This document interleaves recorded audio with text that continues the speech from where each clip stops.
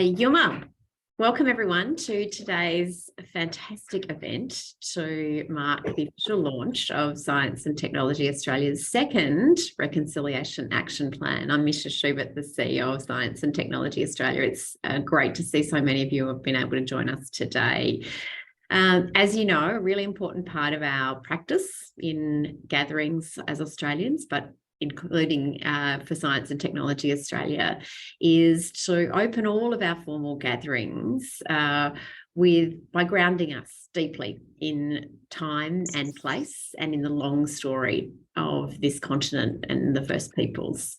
And so that's a really important thing that we do to start all events in the right footing. We're really delighted today that we're going to have Professor Chris Matthews from STA's board going to acknowledge country for us from across the many lands on which we gather. I'm here on the Ngambri country. I know many of you are joining from many, many lands and many, many traditional owner groups. So we're going to start ourselves in that long-standing, beautiful, powerful tradition of paying respect and honouring those who have kept knowledge strong through the vastness of time. Chris, thank you, and over to you. Thank you. Just as I hand over, my dog's queuing in there. I just wanted to start with the acknowledgement of country. I think what the heart of this reconciliation plan is the idea of respect and relationships. And I think that's foundational to anything that we do in moving forward with what we're trying to achieve within the science sector. You know, noting that, you know, we do have hopefully a science priority that we'll be looking at elevating and investing in First Nations perspective in science, technology and engineering. So I thought as part of the acknowledgement, I might actually read the one that's actually in the wrap, because I think it's a really good one. And it also centers what we are trying to do today is celebrate the launch of the wrap. So in the wrap we have we honour the Ngunnawal and Ngambri peoples, the traditional custodians of the Canberra region in which the Science and Technology Australia is based. For more than 65,000 years, Aboriginal Islander peoples have created knowledge as Australians' first scientists, technologists, engineers and mathematicians. This deep science, technology, engineering and mathematics expertise is embedded in active management of country, with farming, food production, medicine, fire use in the landscape, engineering systems and dams, fish traps, water resource management, technology and tools, and aerodynamics, astronomy and navigation. I just want to add to that as well, because one of the key philosophies that we have as Aboriginal Islander people is that we perceive the whole world as an interconnected set of relationships where people are not separate from wind, water, air, or anything else. And that's a much deeper level of respect that we must actually try to achieve through the science fields. I keep on saying this, and I'll keep on saying, we'll say this, that science has been in this country for not very long, a couple of 100 years, or give it, maybe not even that. And we are still faced with a lot of environmental damage and the fact that this science hasn't cared for our country, that we tried, that our culture in itself, you know, embeds deeply within every part of our life. So I suppose that the investing in First Nations perspective in science is to actually shift that and making sure that science and technology is going to make sure that country is protected, is looked after, and will actually maintain us as well in a sustainable way. So in that too, I'd like everybody to, in their chat, is that possible to put that in the chat, to acknowledge the country you are currently sitting on, like my dog. He's yelling out here. I'm currently in Ngambri, the Mayan country, and Quandamooka country, and I want to pay my respect to my elders and my community people mob here. I also want to, have we got Dean online? Is Dean coming today?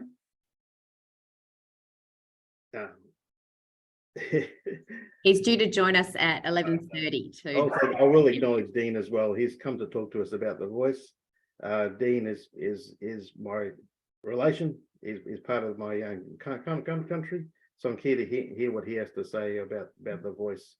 And I think we actually are at that turning point too, where we really do need to think about what this voice means and how we're going to enshrine a voice within the Australian Constitution to hopefully change some of the stuff that we're talking about. I'll leave it to that and hope everyone's putting in their countries. I can see them all popping up. Thank you very much. Love and respect everybody, and let's launch this thing.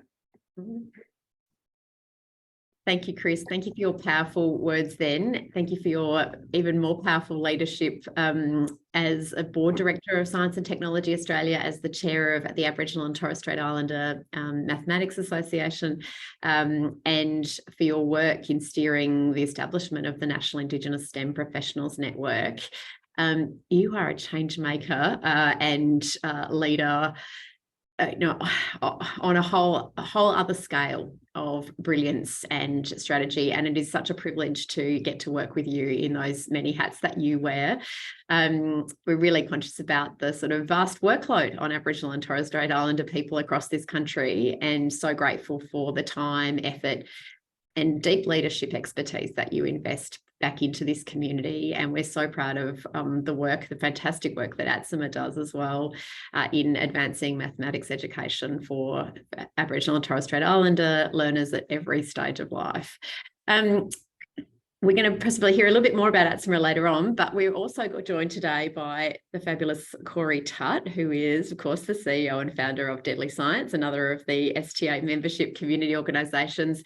Winner, winner, chicken dinner. Corey Tutt has just off the back of another win for his and Black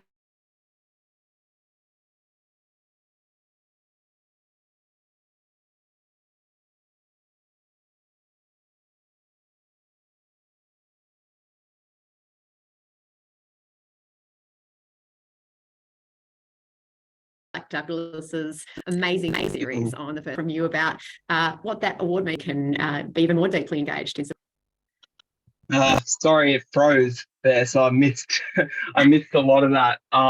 But I guess you know, when I first started Deadly Science back in 2018, I was working in a lab full of rodents and they were nattering away. And you know, STA was one of the first organizations to back what I was doing and trying to, you know, provide access and access to STEM resources, but also engage our kids and our people in STEM and science. And you know, from those days, you know, I remember the first time I engaged with Science Technology Australia is when Kylie Walker was CEO, and it was, you know, it was so humbling and still is to this day to have the support of the members, the organisation as a whole. You know, we've done a lot of really great things together. We've presented at Science Meets Parliament. We've been able to, you know, really, without the support of STA and other people in this space, Deadly Science wouldn't be what it is today. And it is more than just me. We've got, you know, a number of Indigenous people now working with Deadly Science. So I've gone from, you know, working 2 jobs and funding it myself to now we've got a team of Aboriginal and Torres Strait Islander people that are going out to communities and schools and speaking at organisations such as universities. But you don't get there without the team and allies.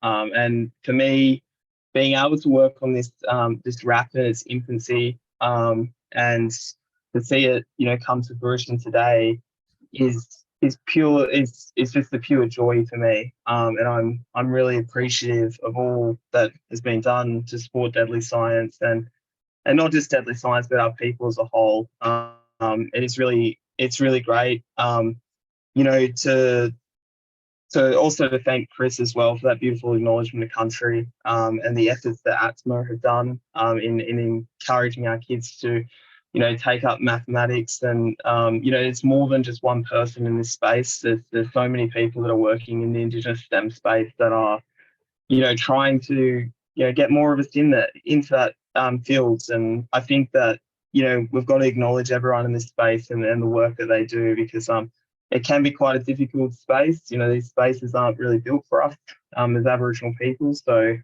you have to, unfortunately, sort of break through the walls of bureaucracy at times. And It takes true heroes like like Professor Chris Matthews and various other people as well to really break down those barriers. So people like me who are a little bit younger can succeed, and hopefully the next generation can go even further than myself and other people as well. So, when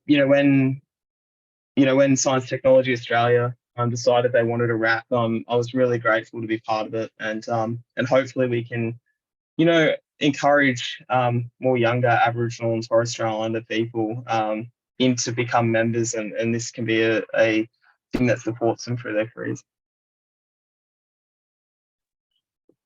Amazing. Thank you so much, Corey, for those beautiful, rousing words. We are ridiculously excited by the work that you do with the team at Deadly Science to change the lives of kids and communities all across this great continent, and to reconnect many more Australians with that long story of scientific achievement by the First Peoples of the continent.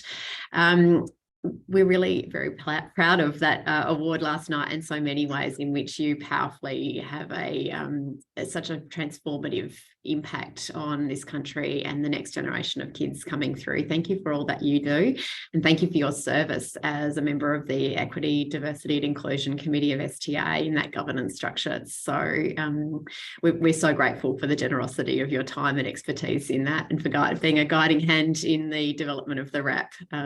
Thank you again. Shall we take a little moment to have a shout out that if people want to get involved in Deadly Science's work and in ATSIMA's work, where do we send them? Well, for me, just follow us on social media, look at the website, send us an email, connect. You don't necessarily have to donate to Deadly Science. You can join our Deadly Learners program, which zooms into remote schools across Australia. You can volunteer time. We're looking for more STEM professionals to talk to our kids. So you can't be what you can't see. So to have more access to that. I think it's really important that you don't just support Deadly Science. We need more organisations like Deadly Science and ATSIMA. We need to support them equally. I think it's really important that, when you choose to be an ally, don't be an ally for a day, be an ally for life. And I think that, good allies are also good mouthpieces to get more support for Indigenous grassroots organisations that are making big changes. So that's just from me anyway. Amazing. Thank you so much. Yes, they're easy to find on all the socials. And as Corey says, if there's ways in which you can donate time and expertise in addition to money, they'd love to hear from you, I know. Thank you so much, Corey, for all that you do. We're now going to hear a word from our president, who, of course, Professor Mark Hutchinson, who's been a key champion of the work that we have done. Welcome, and over to you, Mark. Thank you so much, Misha, and thank you, Chris and Corey. Nina Money, I'm joining you today from Ghanaland. I also pay my respects to elders past and present. As president of STA, it's been a real priority of mine to ensure that we learn through the creation of the second Reconciliation Action Plan. And coming into this, I can honestly say I'm astounded at how little I understood, how many assumptions I had made. And this has been through one part, understanding just an extra dimension of time and getting just an inkling of what it means to have in this country the longest persistent community of people here on the planet. And that is just extraordinary for me to realize. When I thought country, I thought land. I thought four borders of a house block, not the four dimensions of country. And so this is why I can see the reconciliation action plans and that the STA has created is absolutely so crucial, because it's not just about white fellas going minimum box ticking exercise to just get across a line. This is actually a foundational, long lasting, and as you said, Corey, lifetime allyship that we can then create. So it's not only just changing us as an organisation, it's actually changing our behaviours, almost realistically to who we are.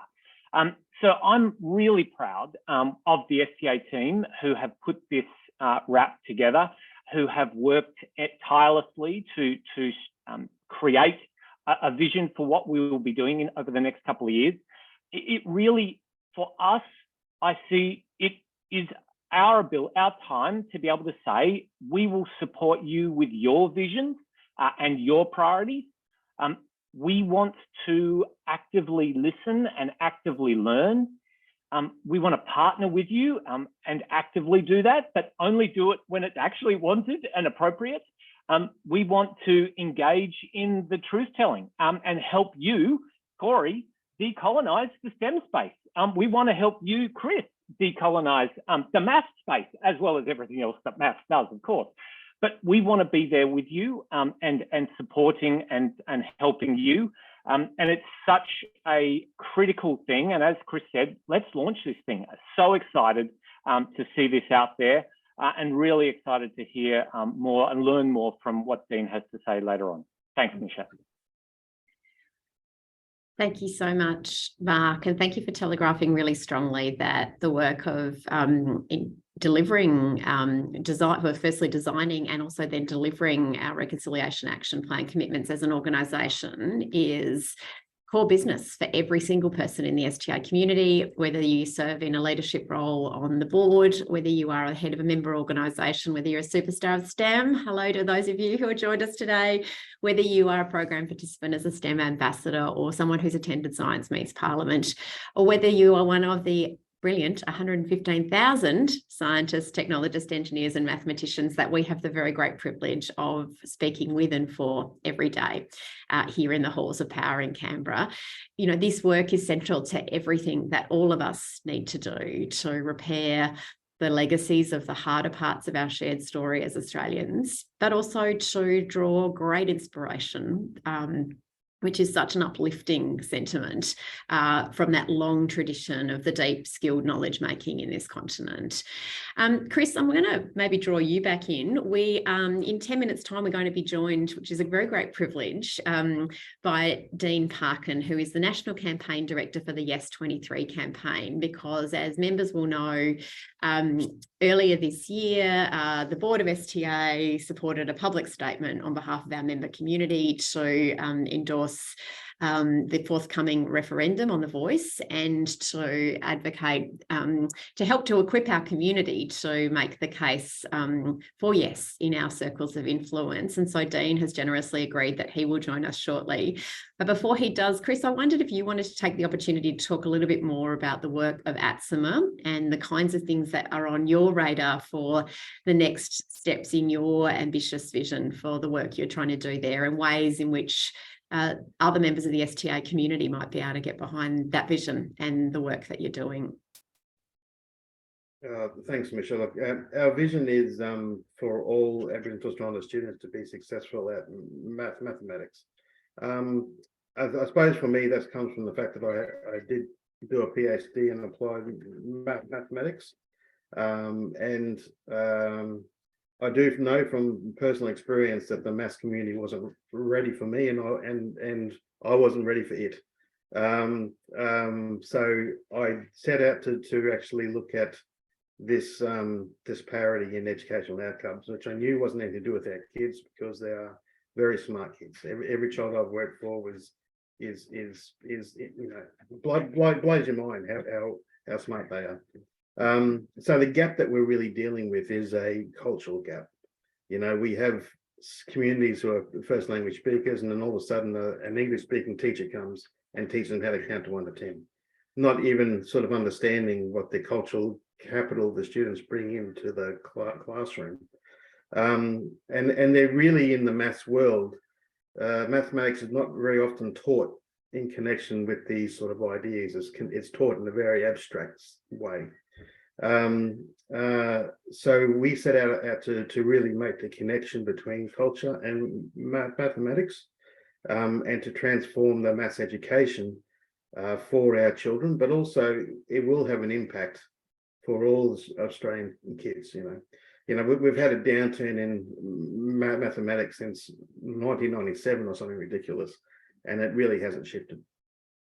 So we need to engage people back into what maths is. And if you're going to engage people, you need to come from that cultural perspective of all people. For us, we're working directly with communities. We're working directly with many schools to bring Aboriginal people and math teachers to the table to actually talk about the connections between maths understanding concepts, things like that, in connection to the community of the kids.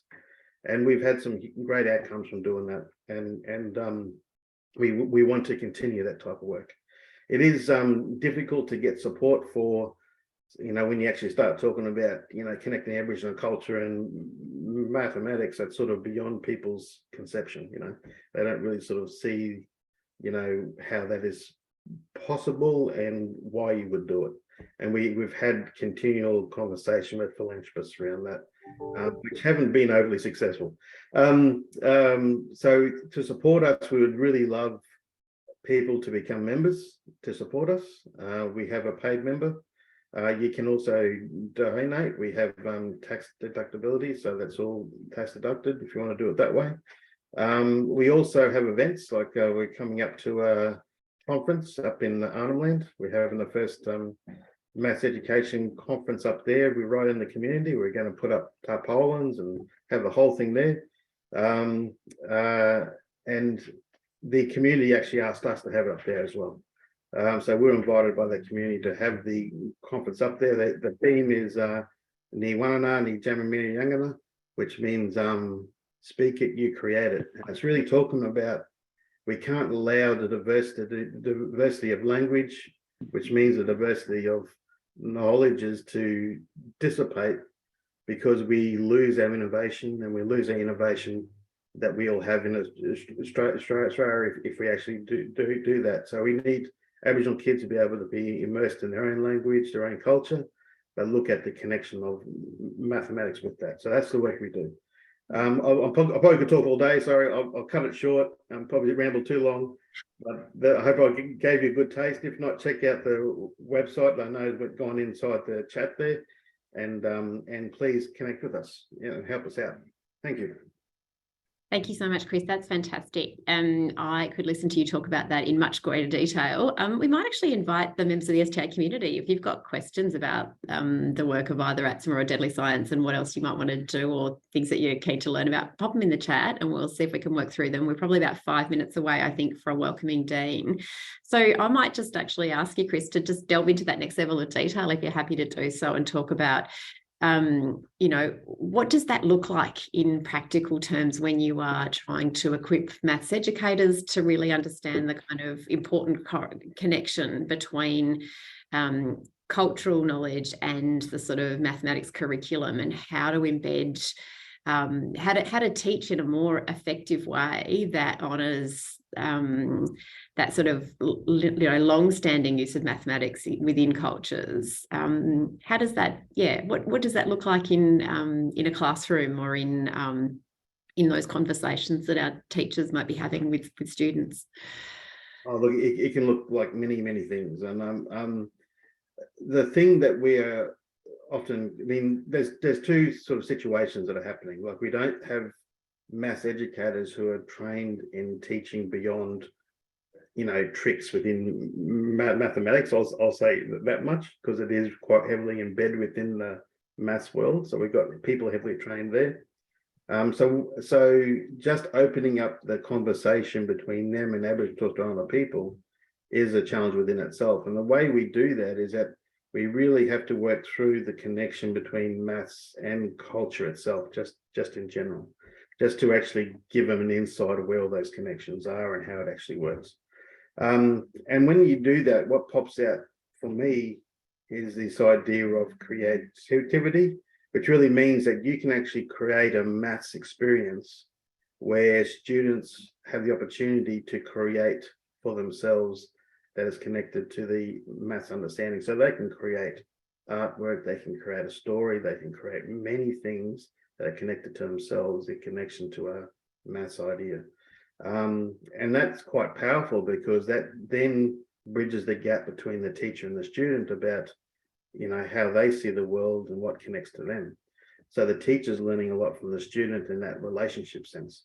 And students bring amazing stories to the table when they got the opportunity, stuff that you'll never ever see in a textbook. You know, for example, we did a linear equation activity around that sort of idea. And one of the students, you know, he wanted to openly share about his foster care experience.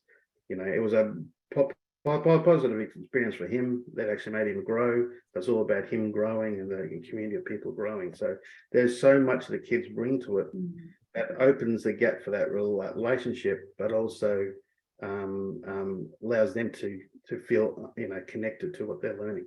Now, the other aspect to it is to really look at what is it around in their community and in the community's practice, and it doesn't have to be fish traps and things like that. It could be, you know, it's up to the community, but it can be just daily practice stuff. For example, there's a whole video done by Canamble mob where they actually going out crayfishing, you know, so crayfish fishing, is that such a thing? Hunting crayfish anyway. And through that activity, they're actually understanding place value with number.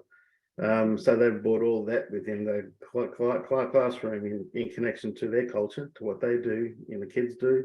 They're learning a lot about the sustainability of the crayfish, you know, how to sex them, you know, how to cook them, but also learning place value at the same time. So there's a whole video immersed within that. And it just builds that connection between the student and what you're learning. So I hope that's sort of giving you two clear examples of where they can go. There's one around allowing kids to create for themselves, but also really heavily embedded in what they know and understand. And then from that, you form the basis of where you can then expand on stuff that they don't know. You know, did you know about this? You know, and that just opens the door for more. So I'll leave it there.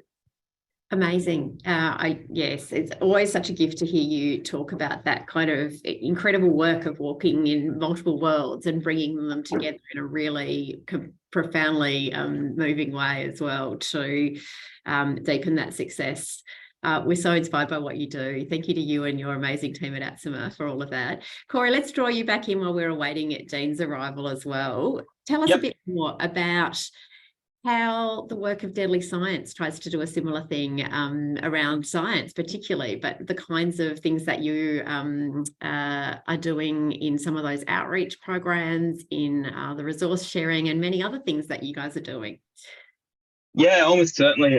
We have a number of programs. The main one that's probably linked to what, like similar to what Chris was saying, we have a program called Deadly Labs, where we're working with certain communities to develop culturally appropriate lab kits. So one of the ones that we're doing is it's around chemistry, and we're working with the Robinson River mob up in the NT. The kids are going out, they've actually designed with the elders the concept of a lab kit that they can use for the classroom. We're building it together, we're building it in language as well. And that's been in partnership with Merck Life Sciences.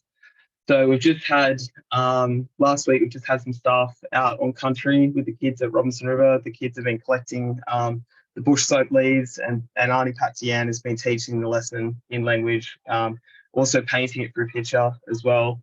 And that will eventually turn into a kit, but we're going to be doing this in juvenile justice settings as well. So we've just commenced work with ACMENA, Juvenile Justice Centre, to develop a Deadly Lab kit there. And we'll be working with traditional owners, the Bundjalung mob, to develop a kit for, clients of juvenile justice centres to help them obviously get access to STEM education, but also the connection to the culture as well.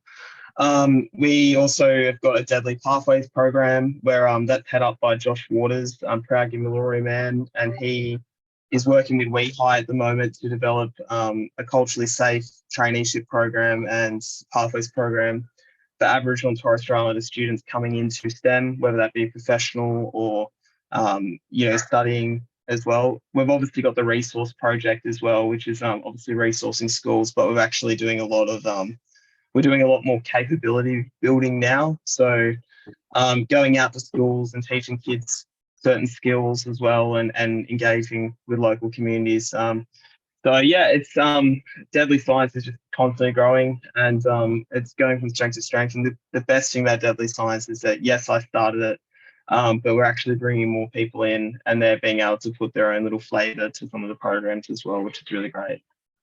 Amazing. Thank you so much. Jazz has got a question in the chat. If we can quickly knock that off before we go to introduce Dean.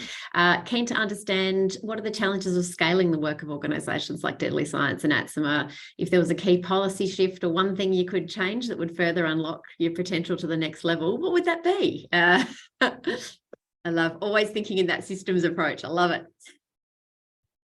I honestly think that, you know, we are so obsessed with sport and art in this country, and they're great things. Like, they're terrific things.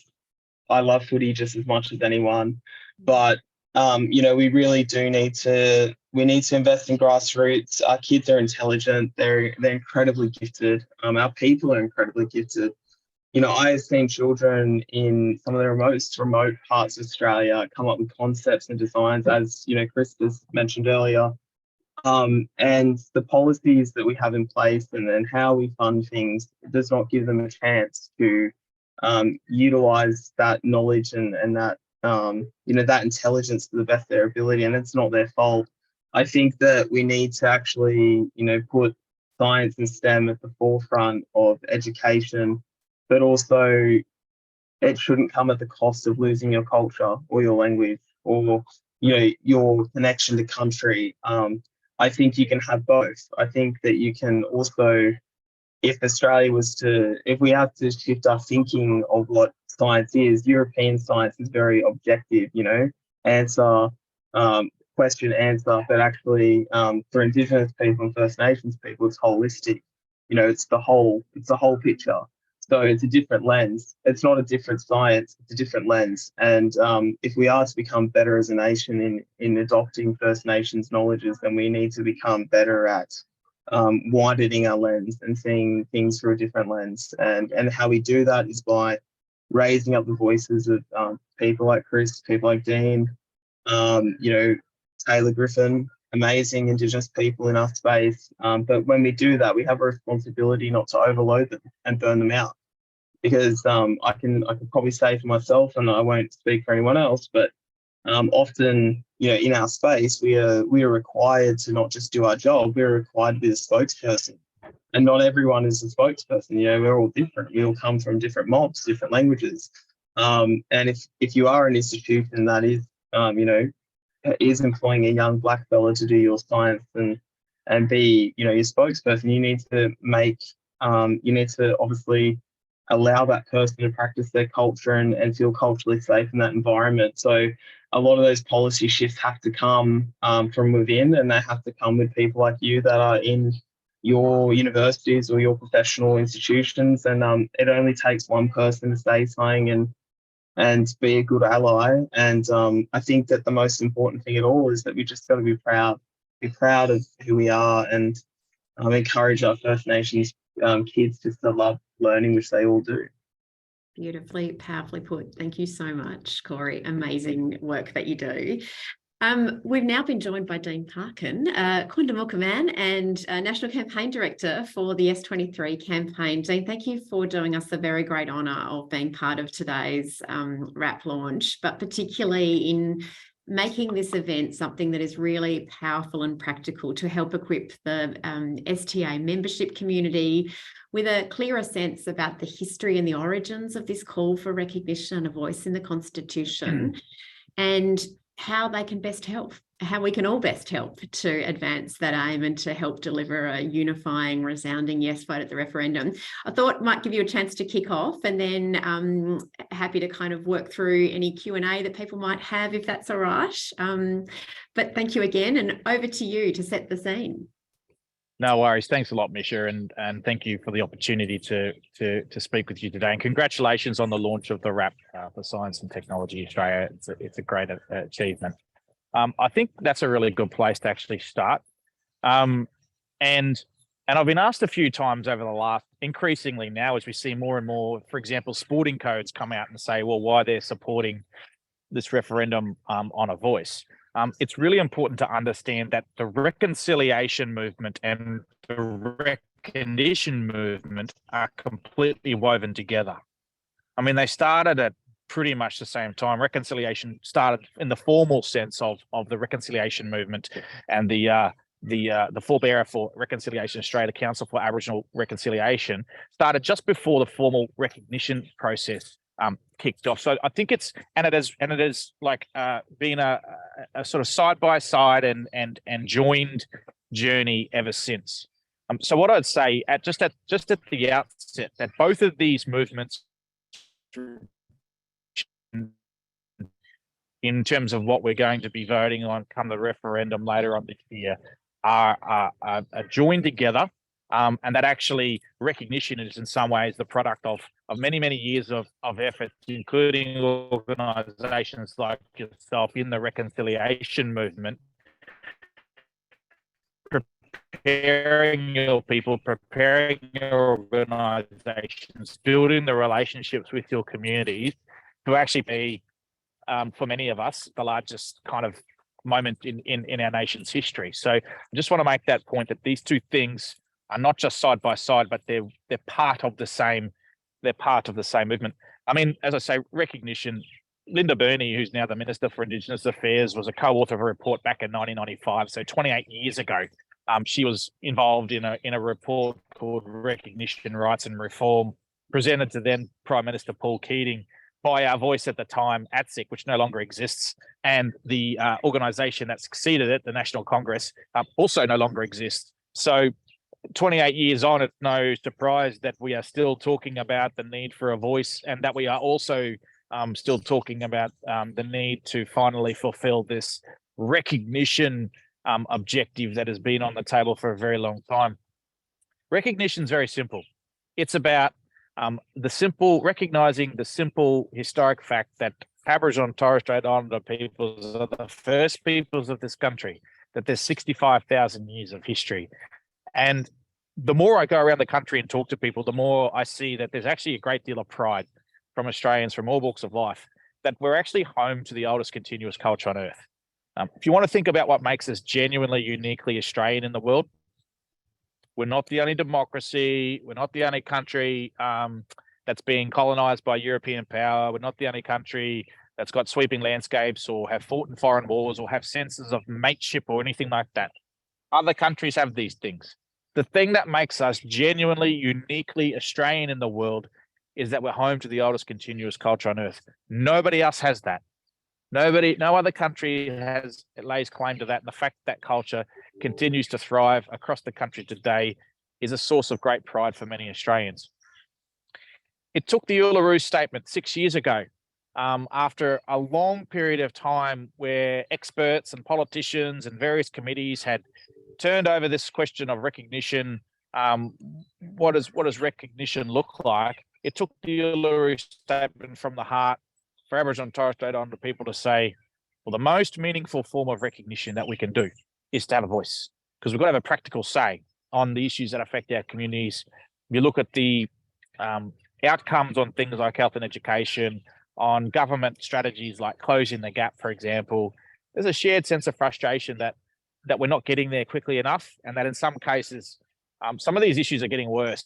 I mean, that's the reality, that actually some of these social and economic issues affecting Indigenous peoples and communities across the country, the disparity between Indigenous and non-Indigenous outcomes is actually getting worse in 2023, despite all of this goodwill to try and address it.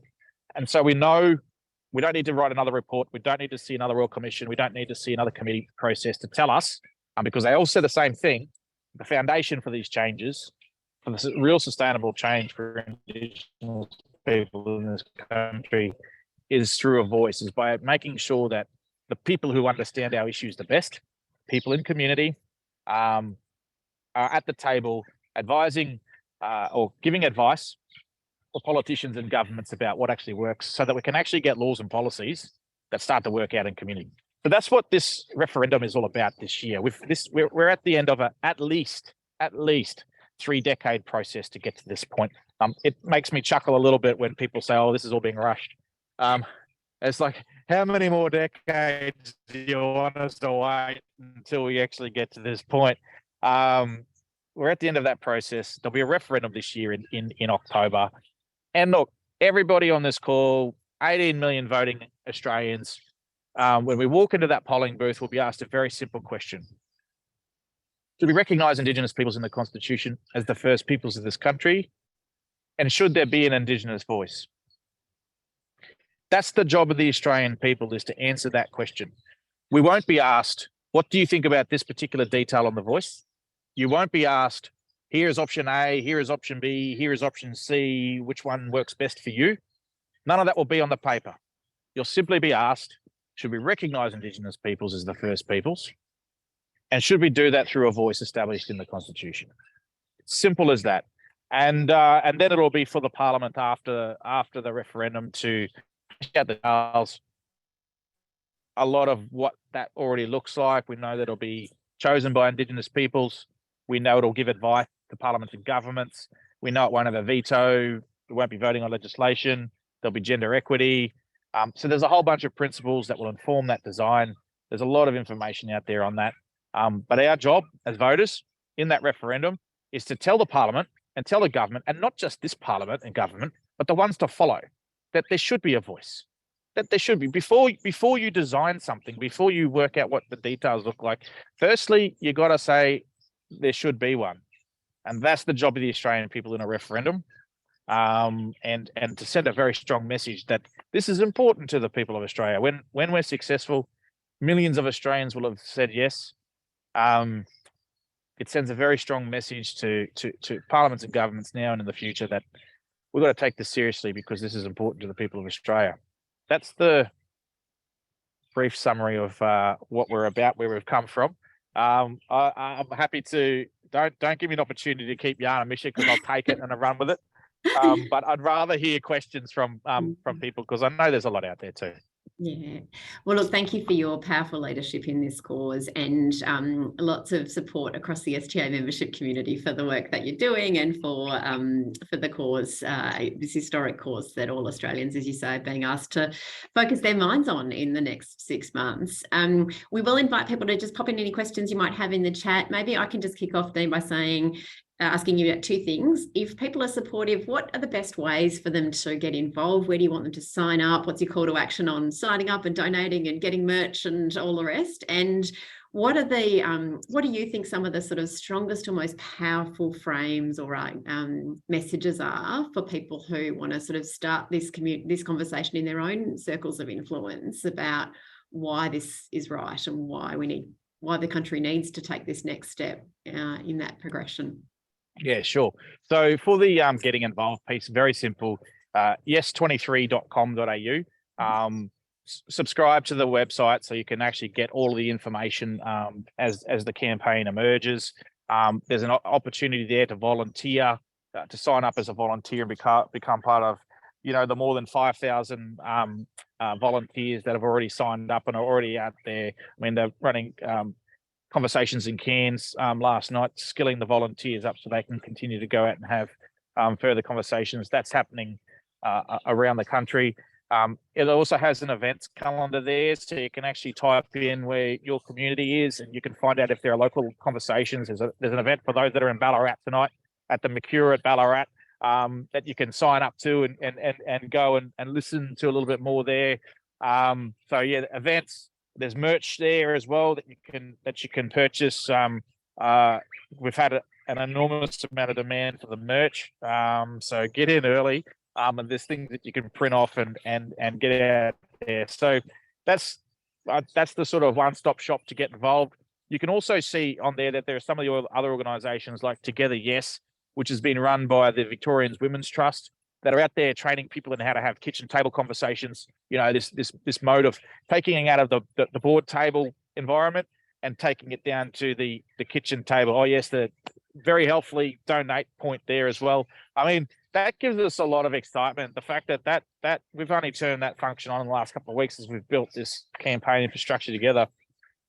The level of response to that, as much as the financial contribution absolutely helps our cause, it's a very, very strong demonstration of people's commitment to this. That's the thing that gives me the most excitement as a campaign director in this. So that's been fantastic. So that's where all the information is. In terms of frames, what I'd say is this: get involved, get some information, but just start having the conversation. And the thing that people really that drives support for this, we can get caught up in like the provision and the questions and all the technicalities. I mean, this conversation has been stuck with politicians and lawyers for the last few months, and it's kind of sucked the fun out of it a little bit, like which is what happens when you leave it to politicians and lawyers.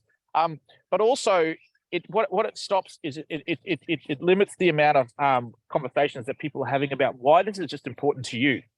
And the more that we share that, and the more that we share that in a very simple, in a very open kind of way about why supporting this is important to you. It's not hitting people over the head with it, but it's just saying, look, this is why this issue is important to me. Listening to other people's concerns, and understanding that a lot of people in this country and a lot of non-Indigenous people are very, very awkward when it comes to Indigenous issues. They might not know an Indigenous person. They don't know what's happening in our communities. They don't know the issues. I mentioned closing the gap before. I mean, for people like me that's in this space, Misha, you know yourself, you know these things pretty well, and a lot of people do, but there are a lot of Australians out there that have never heard of it. Has never heard of these initiatives at all. So it's just about being very open, allowing people to talk about it in their own way. The amount of times I've heard someone use politically incorrect language, but sitting in behind that as a yes voter, it's really quite interesting. So we've got to suspend our inclination maybe sometimes to put people right and just listen to what they've got to say and make them feel like that this is a conversation that they can be part of. That's a really important part of how we actually start bringing those swing voters, those undecided voters on board. That's terrific. So that kind of, that high level and a personal connection to the frame is what I heard out of that answer. And I'm going to invite people maybe in our community, Dean, while you and I continue to chat, to maybe pop in, why does this resonate for them? Maybe you want to pop in a little thing about what it might mean for you or for your community while we're chatting, or a question for Dean.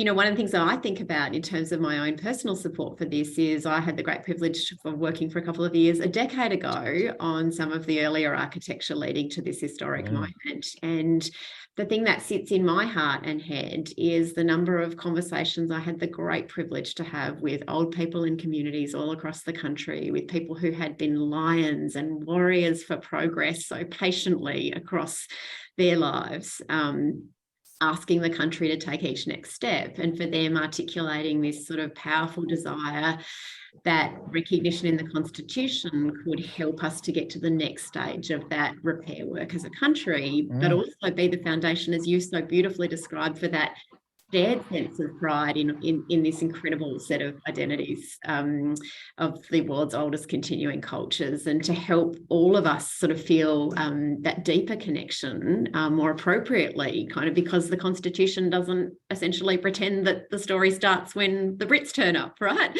Yeah, and it adds a sense of depth to the Australian story. Just imagine we get this recognition piece right. Every single Australian who knows no other home can connect their story of Australianness to 65,000 years of history. I mean, there's no more fundamental or deeper way that we can connect our sense of our Australian story to this country. That's what's at stake here. It's not just the 97% of the non-Indigenous population doing something nice for the 3% Indigenous population. We actually all get something out of this.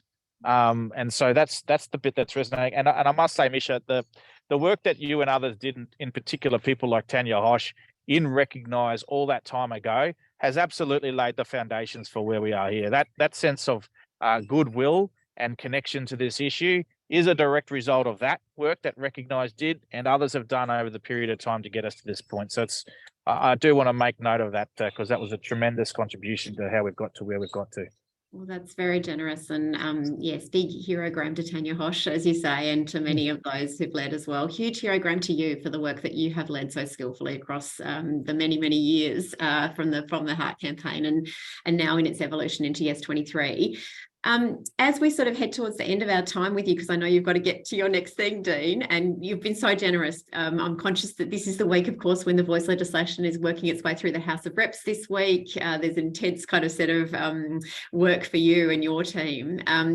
Maybe if we could just ask you, Sandra's got a question about how can you get people past concerns about things like, oh, but I need to understand all the fine-grained details and other sorts of things that can be offered in those sort of conversations to help kind of people feel that confidence with the kind of principle really that sits at the heart of this. Yeah, I mean, I think that the reality is to understand that most people, when they're asking for detail, I really want to know is my yes vote going to do something good and practical for Aboriginal and Torres Strait Islander peoples? So being able to have a conversation about why you think giving voice to Indigenous peoples in community is a good thing for the way that we want to see changes in our country. It's as simple as that.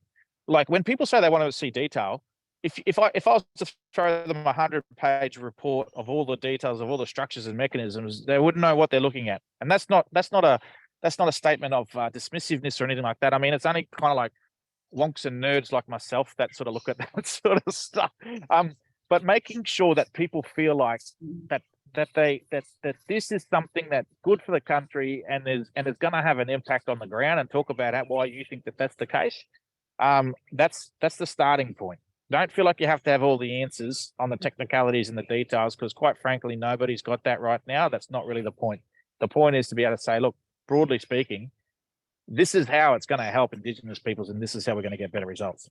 That's it, right? And you know, the other thing I'm minded of is the Constitution gives the federal government a broad power to make laws about defence. It doesn't like spell out every possible conceivable way in which it would do that. And that's exactly right. It says that there should be a defence force and a navy. It doesn't say that back in 1901 they would have said the navy should comprise of 10 steam-powered ships. Well, we'd be buggered now as a country if that was our navy, because we'd locked it into the Constitution. It says there should be a defence force and a navy, and it says that the Parliament of the day and the government of the day designs the makeup of what that looks like. It doesn't say anything about an air force, because there was no air force in 1901. So that's why the people give their principle and say there should be a voice. Tell the Parliament then after this to go away and make sure that it exists in a really strong way. 100%. Fantastic. Dean, are we going to wrap up now and hand over to our EDI co-chair, Sumit Walia, to formally thank you. But I just wanted to say thank you personally and on behalf of the Science and Technology Australia community for your powerful leadership in this cause. It's a privilege to witness the work that you are leading for the country. We're so grateful to you, and thank you for generously sharing your time today. We hope you have a terrific event wherever you are on country today. It looks fantastic in the backdrop. Thanks a lot, Michelle. Really appreciate it. Very good. Over to you, Sumit. Thanks, Misha. Wamandjeka, everyone. Firstly, I'd like to acknowledge the Wurundjeri people of the Kulin Nations and respectfully recognize elders past, present, and future. I'd like to echo some of the words that obviously Mark had spoken about earlier. Firstly, on behalf of not just the EDI committee, but also I'm sure I'm speaking on behalf of the STA membership, a big thank you to Chris and Corey for their service and the leadership and the guidance to the committee that they have provided in coming up with this RAP. It has been a very genuine partnership, and that's exactly what we are aiming to build and strengthen through the RAP plan as well.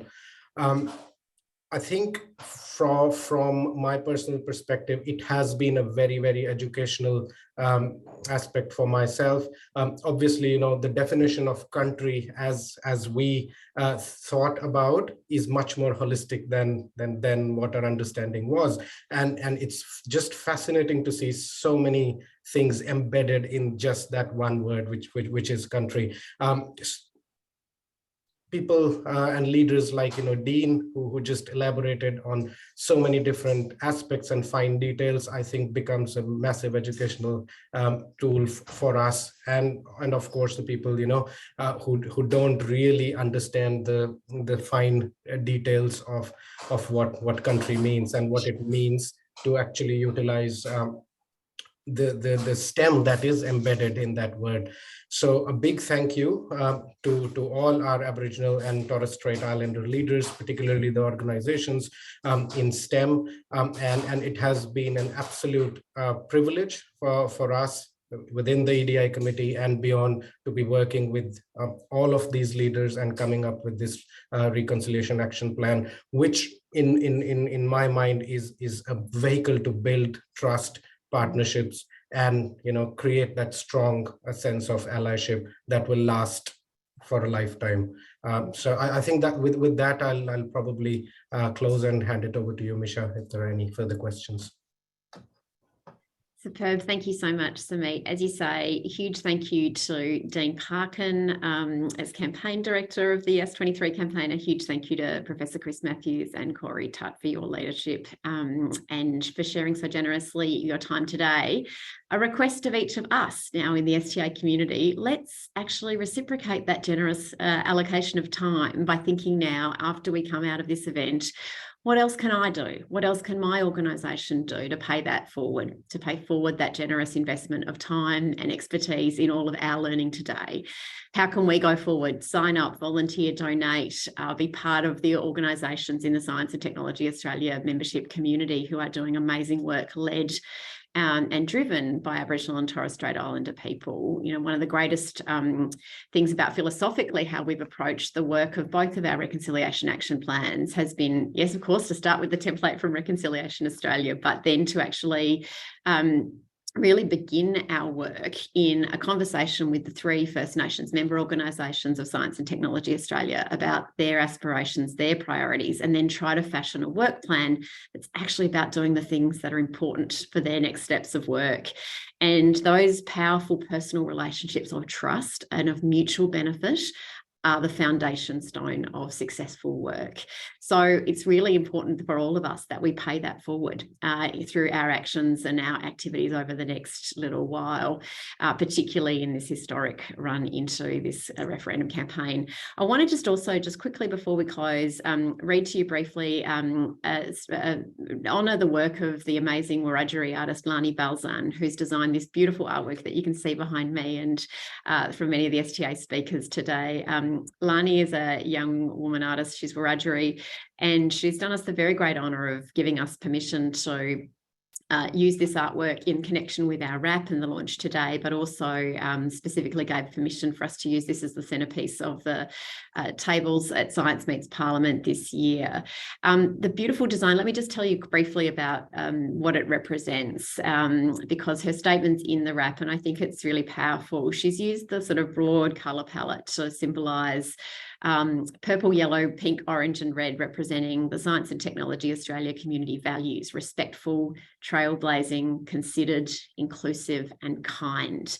And the kangaroo tracks that you can see on the design that lead off to represent moving forward, as a kangaroo cannot go backwards. The 5 circle symbols with the dots outside them represent the strategic goals of Science and Technology Australia in this powerful grassroots community of scientists and technologists, to be the leading voice for science and tech in Australia, to be a key connector of scientists and technologists with policymakers, industry and media, to be a valued amplifier for STEM professional organisations, to be an advocate and champion for strong, inclusive and diverse STEM workforce, and to bring operational excellence to all that we do.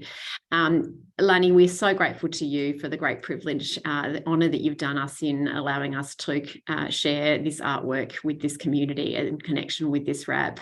We're here to do the really important things that we have undertaken to do in the commitments we've made in this RAP. And part of what we've tried to do also in this work is hold ourselves accountable for the work that we pledged to do. So rather than just producing a RAP and making a series of commitments at the outset of that work, We're also deeply committed every year to report on what we've done. This is a really valuable resource for our member organisations to be able to pick up. If you are at an earlier stage in your own development and you are looking for further inspiration about the sorts of things that we can all do together, those annual reports that are published each year in November at the AGM on our website are a terrific resource. We are here to help if we can ever help to connect and deepen the work that each of you are doing across the membership community. But I just want to close by saying thank you so much to all of those who have spoken today. We're really so appreciative of your generous leadership, and looking forward to connecting more with you all in the months ahead. We'll close out there. So thank you all, and Yara in the Ngunnawal language. It's been terrific to spend this time with you. Thanks. Bye.